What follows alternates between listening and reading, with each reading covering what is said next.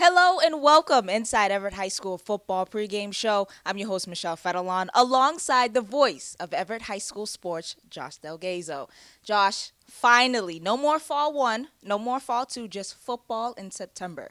How excited are you to be back? Yeah, pretty excited. I think that might be a huge understatement. I mean, it's really exciting just to have kind of the normalcy of kicking off a school year and having football come right with it in the fall. It was awesome last year just to have it. I mean, to have that little quick hitter that we had in the spring, that fall too, if you will, was great. But to have that little appetizer for the entree this year, yeah, we're all pretty excited here in the Big E. Looking forward to some big time football. The players are excited, the fans are excited, I'm excited, and we have plenty to get to in this pregame show. We have new quarterback, returning stars, our conversation with second-year head coach Rob Diloreto, and questions on defense. But first, the marquee matchup of Week 1, Everett versus Xaverian. Josh, what can we expect to see tonight? Well, I mean, some people might even call this is almost like an Alabama-Auburn style rivalry, if you will. I mean, you got a little bit of history there that goes back to the early mid-2000s, but we're talking about the present and what to expect. I mean, this is probably the best opening week matchup in the state. You have a Xaverian team that returns a lot of good players from last year's squad.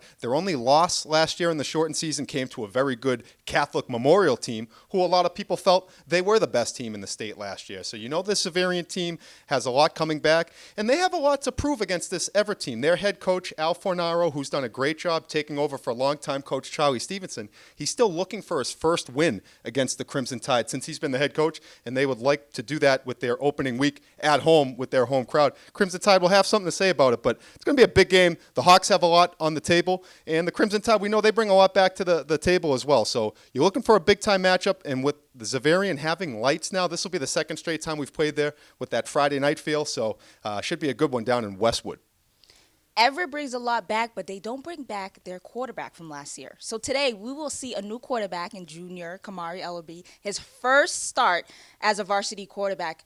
He's different from Sammy Lamoth last year. How different is he? Yeah, he's a lot different. Kamari is more of a pocket passer. He wants to try to just work his way back there. He has big-time arm talent. We're talking a really strong arm, and he loves to find his receivers all over the field. Now, it's not to say that he can't run the football. We were just used to seeing Sammy Lamoth do some outrageous things back there that, you can't just expect that from every guy that plays that position. But Kamari Ellaby is a bigger guy. He's about 200, 210 pounds, and he's actually leaned down to get to that size. He's in really good shape right now. So when the big guy does take off, he almost runs like a power back. He's looking to lower the shoulder and make you feel that tackle. So he's not like your prototypical quarterback in that regard. But he wants to drop back. He wants to scan the field. He wants to use that big-time arm talent. When you talk about a young quarterback, you have to have a good offensive line and talent surrounding, especially at that running back position. Who are those players that will make his job easier? Well, that's exactly it, Michelle. I'm glad you led into that. That's going to help any quarterback without that experience,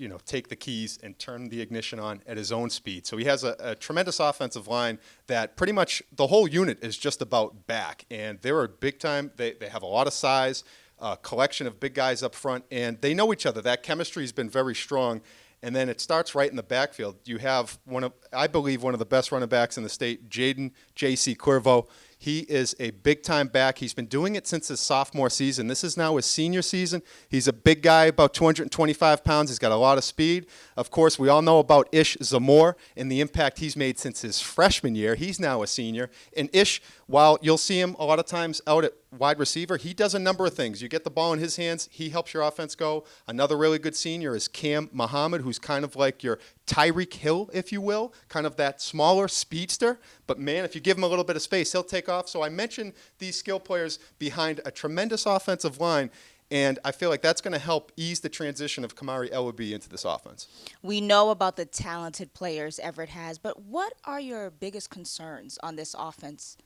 Well, again, so it would be at the quarterback position. Again, that's not an indictment of anything to Kamari. It's just it's one of the few spots that had to be replaced, and he's following the footsteps of the one-year wonder that was Sammy Lamoth. I mean, he put on a show last year. So anytime you have someone taking over those reins, you'd call that maybe, it's not so much a weakness in this regard. It's your green area because it's a new place for Kamari. He's been training in this position, but he now has been given the keys to the truck, if you will, right? He's the keys to the program running that quarterback position. I think he's going to do a great job.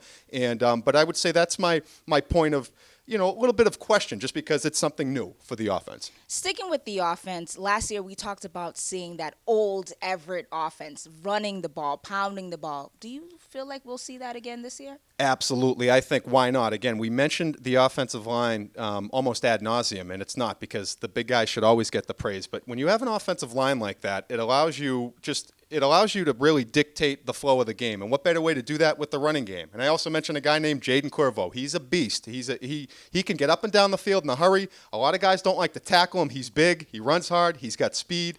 So why wouldn't you use that attack? And there's a number of other running backs that can slide in too and get carries, but utilize that running game, and then that'll help open up things for Kamari and his athletes on the perimeter, and that'll make his job a lot easier. He'll likely be throwing to more open guys because defenses are going to have to play inside the box, play tight to stop that running game. So, yes, absolutely. Start with the running game, impose it, and then open it up with the aerial attack, and I believe Kamari Ellerbe has the tools to do that. Speaking of tackling, we saw a lot of missed tackles in Week 1 college football.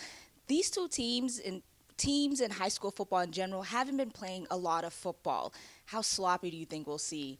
How much sloppiness do you think we'll see tonight? Absolutely. I think that's a great point, Michelle. I think that's something you have to look at. Dating back to last year's NFL season, and maybe the stats go back further, but early on with respect of whether it's college football or professional football, it seems to be the offense's game first. Okay, what I mean by that, points go on the board. It's all about the offenses right now. Seems like the defenses are playing a little bit of catch up. And again, not that it's anything they're doing wrong. You kind of mentioned it too a little bit, Michelle. In the preseason, there's now kind of rules and regulations about how much you can do with contact. So I feel like that sets back the defense a little bit. The offensive guys know where they're getting to in space and where the plays are telling them to go, and they can always, catch a pass or run with the football. Contact helps them navigate through the field too, but it definitely affects the defense more.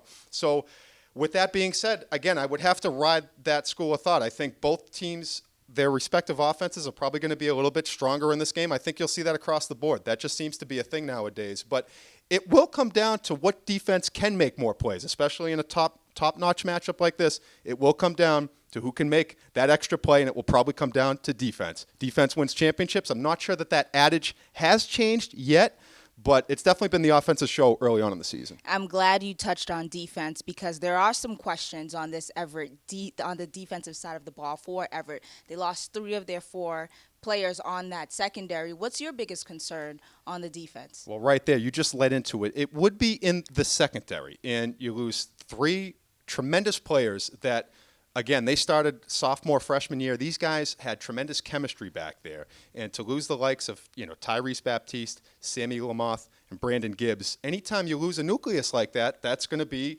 an area of concern. The lone returning starter from that secondary is Moses Said, and that is a great player to have returning. Expect to see some Ish Zamora out there. And while we haven't seen Ish a lot in his varsity days playing on the defensive side of the ball, that's just because he hasn't been asked to do that yet. I've seen him in a few of the preseason contests. Ish could have you fooled that he hasn't played defense before. He looks like a pretty solid player back there, and we'll see how the rest of it fills out. I know Jacoby Ward has been, really working hard, and they have a number of guys that they will trust. But, of course, that will be their area of concern. The rest of their defense, they did lose everything Josiah Stewart on the defensive end. He graduated and took his talents down to Coastal Carolina. But that defensive line, that actually might be the strength of your defense. They return on the other side, you have Jalen Murphy, who is almost like, Josiah 2.0, if you will. So he's back. And the rest of that interior defensive line, you have Marcus Scott, and you have some guys that can do some things, and Rashid Frederick. So you have some big guys in that defensive run. I like Juan Ariave and Darian Green at the linebacker positions. And so therefore, again, it kind of long wins, but it comes back down to that secondary. I think they'll be okay. But, yeah, you lose 3 out of 4 guys. That's going to be a question mark.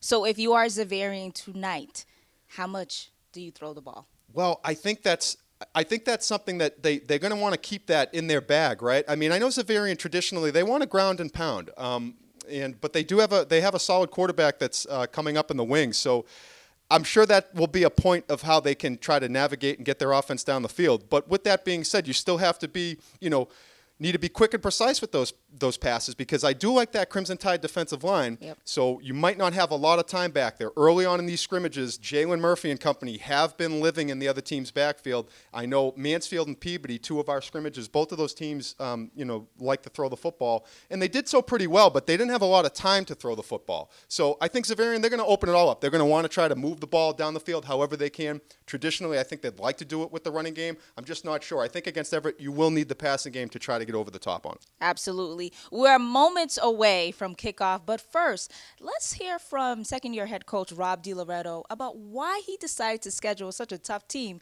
in Week 1. First and foremost, football in Everett has meaning. We all know that. I think another advantage for me and the honor that I have to serve in this position is I grew up in Everett. So I know the tradition of Everett football. I know what it's like. And I love this city. And it doesn't take long to be around the administration and the teachers and the players and the parents to feel the sense of family that we have here.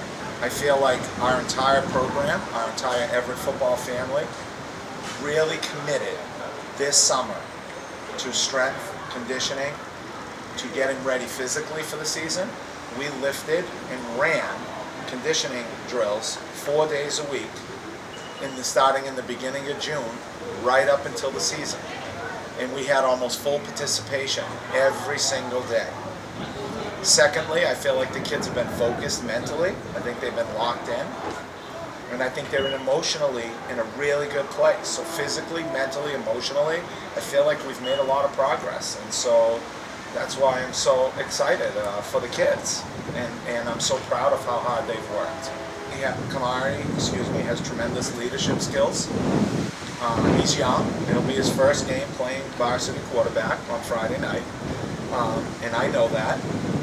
The biggest value that I ask Kamari to play with is confidence. I want him to play with confidence on Friday night and just have fun. And I think he'll manage the game for us fine, and he'll give us his very best effort, and he has my 100% faith. Yeah, so the strength, I think, of our team is in the offensive and defensive lines. That's one of the big strengths of our team. And so I know Kamari feels confident in the people who are protecting him and blocking for him. And we also have a very dedicated and talented group of skill players this year as well. And we're very confident in our abilities in all three phases of the game. That we don't know how that will translate into wins and losses, but I can tell you that the Everett kids are going to play hard, disciplined and clean, and they're going to play together. And so that really makes me proud. All right, Josh, I'm going to put you on the spot again. What's your prediction for tonight? Again, we talked about it. I think like the defenses might be a little bit behind. Again, not an indictment on the defenses, just the way it seems to work in the football world. But of course, I know I'm an Everett guy, but I do believe it as well. Roll Tide, Everett in this one, 28-21. But I think it's going to be a great high school football game. People will be talking about it. And anytime these two get together, it's usually a good one. Well, we are hoping that Everett pulls this one off. Thank you, Josh. And thank you for watching. Now, let's get ready. Week 1, Everett versus Xaverian, coming your way next.